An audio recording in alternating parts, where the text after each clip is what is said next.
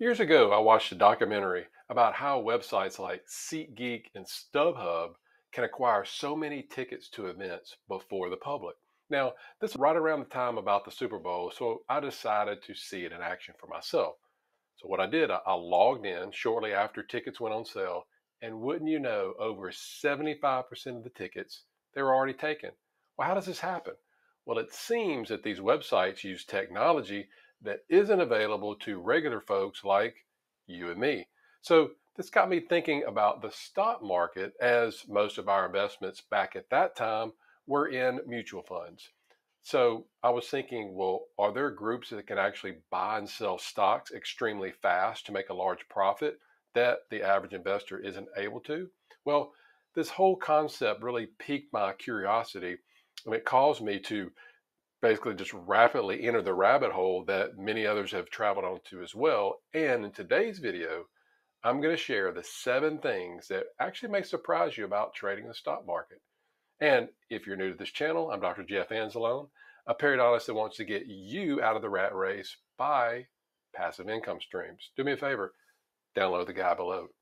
So the question is the stock market rigged? Well, when you hear the word rigged, what comes to mind? Maybe a Vegas casino where the odds are always stacked in their favor? What about the guy at the carnival booth that's always trying to get you to play his game to win the big, large stuffed animal that's on the top? How about powerful government officials who can use their influence to sway legislation towards their own economic benefit? These are some of the images that I think about when I hear the word rigged. Now, according to a bank rate survey, 56% of people who actually invest in the stock market, they too believe it's rigged. Why do you think that is? Let's find out. First point is something called insider trading. As you've probably heard before, information is power. And when it comes to buying and selling stocks, information is everything. So the key to deciding when to trade a stock is all about knowing the health of that particular company. Now, back when I was actually actively investing in the market, again with mutual funds, that was under the impression that companies give out its financial information to everyone at the same time via their quarterly earnings reports. And by knowing how well a company is doing financially, me and you, the small time investors, we should have the same basic chance to make investment decisions based on that same information, right? Well, not so fast. It appears that any information you receive through these quarterly reports, guess what? They've already been acted on by the large investors and the supercomputers that they use before we can even log into our financial apps. Yeah, exactly, right? So in essence, many people already have the access to the information way before you do. It's called insider trading. Now, insider trading is trading stock. So insider trading is trading stock based on non-public information. Even though it's illegal, it happens all the time. So for example, let's say that an executive at a company, they plan to make like a large acquisition. Guess what? If that information is not public, it would count as inside information. Now, if that executive tells his friend about it, okay, his executive tells his friend about it, who then buys or sells a financial asset using that information, that's when it becomes illegal. It seems that the corporate elites, Wall Street executives and politicians, they've already in the past and they continue to profit handsomely on information that, again, it's not available to you and me. Now, if you're convicted for insider trades, which is rare, you could spend a few months to over a decade behind bars. Now, back in 1934, Congress actually passed something called the Security and Exchange Act, which basically made insider trading illegal. Now, this happened shortly after one of the worst declines in U.S. stock market history. So basically from Black Monday in 1929 to the summer of 1932, the stock market actually lost 89% of its value. How about that? Now, this act that they basically passed was actually meant to prevent many financial abuses from occurring, including, again, insider trading. Now, do you remember the Oliver Stone movie Wall Street? It was actually released in 1987. Now, it actually featured ruthless banker Gordon Gekko, who actually made millions of dollars by trading on insider information and owned several companies. And by the end of the film, he was actually convicted of insider trading and sent to jail. Number two, unequal access to information. Many feel that stock trading is a zero-sum game where basically one person wins and another one loses.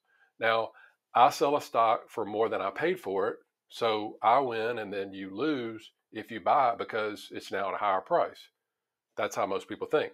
But when you're investing in the market, you're also trading alongside a big group of professional investors and institutional investors, such as hedge funds. You have to compete with hedge funds and these big insurance companies. Their only focus is on winning, no matter what. They have access to information and research about financial markets that you and I, we just cannot afford. They have teams of people working all kinds of hours, countless hours to analyze information, utilizing complex computer algorithms that execute these buy sell decisions basically in real time. Now, I do understand that there are a few outliers out there. There are a few day traders that they do well for themselves, but they still operate at a disadvantage from the unequal access of information and analysis, again, that's at the disposal of the institutional investor. Number three, access to capital.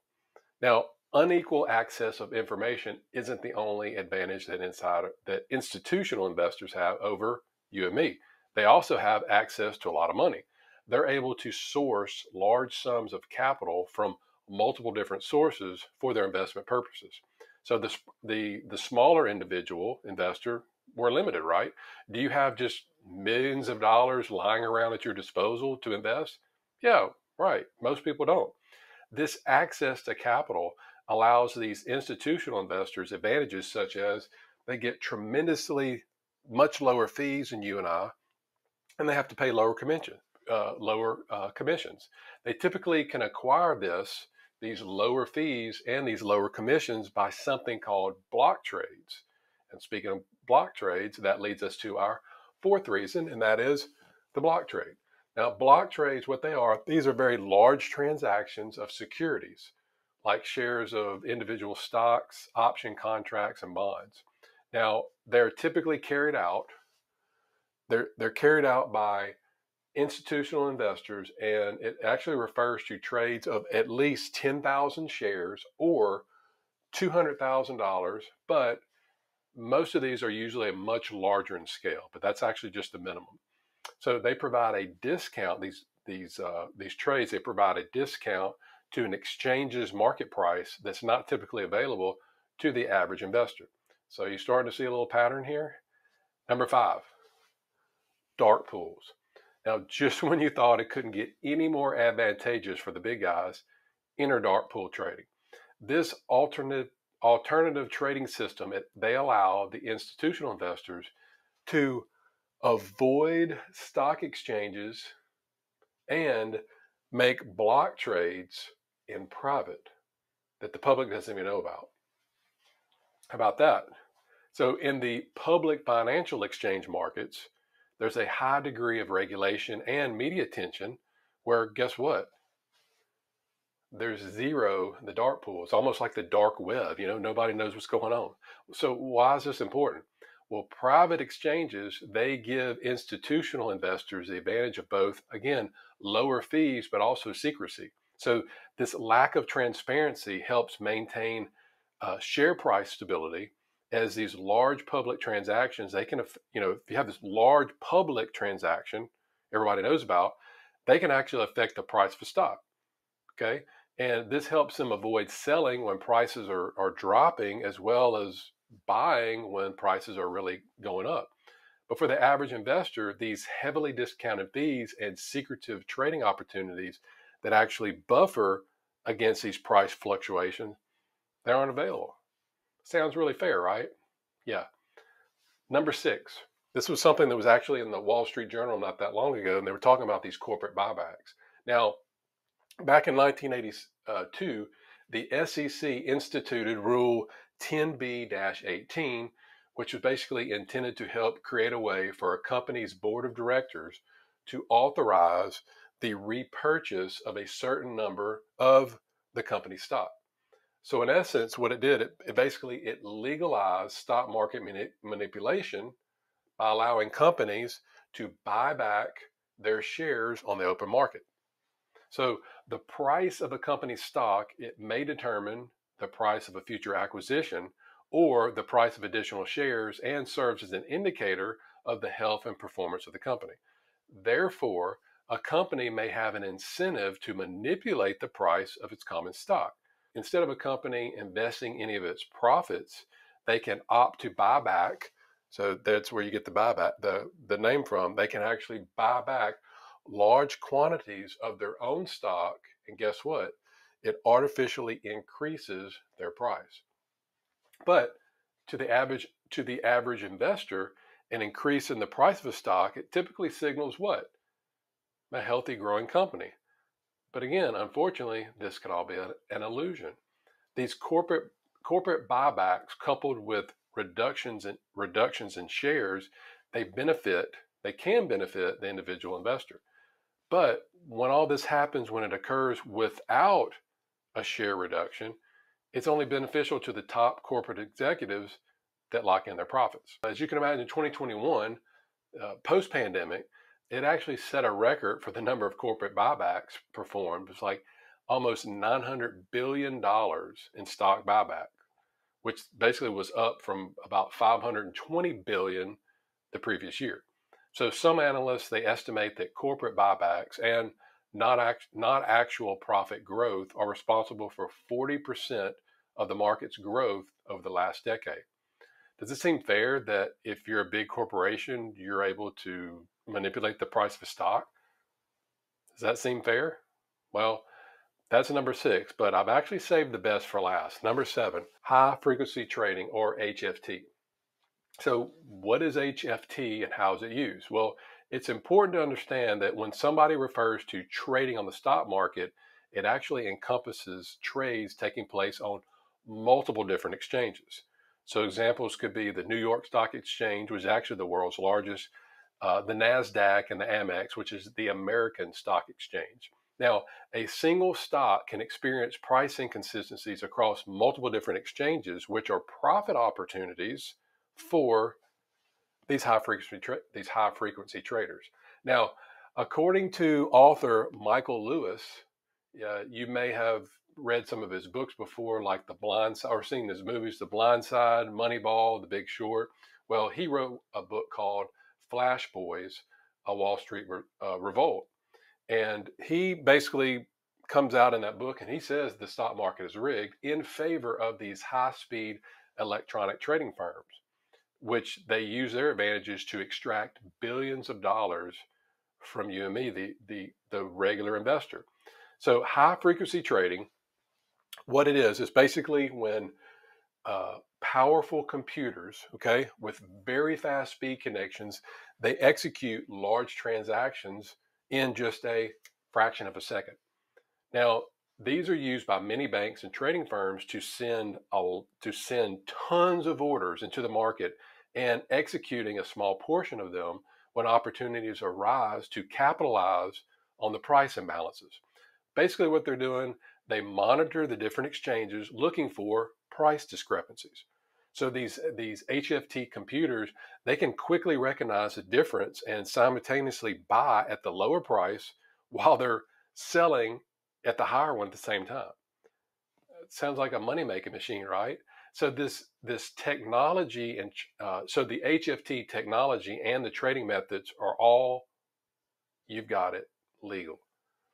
And these HFT firms, they're utilizing their speed advantage to profit at the expense of other market participants to the tune of tens of billions of dollars every year. So for example, there may be a stock that may be trading for $9.25 on one exchange, and at the same time trading for $9.30 on another. So due to the efficiency of the market, an anomaly like that, it might only last just for seconds, before actually the pricing equalizes across all the exchanges. So groups using HFT technology, they're able to identify actually your desire to buy a specific stock, like if you wanted to buy Apple, okay, and you're putting the order in. So they identify your desire to buy a specific stock. Next, they purchase shares ahead of you, and guess what? They turn around and sell them back to you, the sucker, at a higher price. How about that? So in the book, Michael Lewis states that basically the speed advantage, the really faster trades have, or the traders have, is just milliseconds. Some of it is actually a fraction of milliseconds. But his point is, it doesn't take much time to make big money. Also in his book, he tells about a story about a hedge fund manager. He was running a fund worth like $9 billion. And he figured it up that basically the inability to make trades the market said they should be able to make, it was actually costing them $300 million a year. And that was $300 million a year, guess what? Going into somebody else's pocket, not his. So those milliseconds can be valuable, making it possible to send around 10,000 orders in the blink of an eye. So basically, to sum it up, Lewis's book, in it, he feels basically that it's the stock exchanges, like these big Wall Street banks and these high frequency traders, they're the ones he feels that are rigging the market. What do you think? Where's all your money going? So it seems that the bigger players in the market have an advantage over the little guys or the amateur investors. So here's the question, the big question. Where to invest if you're not going to invest in the stock market? So right now, look at your situation. If you're not happy with your path to retirement, then guess what? It's time to do something about it. Only you can do that. Nobody wants to see you succeed financially more than, guess what? You. Now, if you want to continue going down the accumulation road, or using this accumulation model, leaving you little to no options along the way until you're 70 years old, then keep going in the stock market. That's your solution. I'm not a financial advisor. I'm not an accountant. Don't take this as financial advice. You do what's best for you. That's why it's personal finance. But if you want diversification and additional income streams outside the market, then consider allocating a percentage of it into cash flowing assets such as real estate. Now, my go-to investment for somebody that's out there, they're working, they're treating patients, they're at a job, they're doing what they know how to do best, what they've trained for. So my recommendation for people that are in that situation, that are just too busy, if they do want to get into real estate, to deal with tenants, it's something called real estate syndications.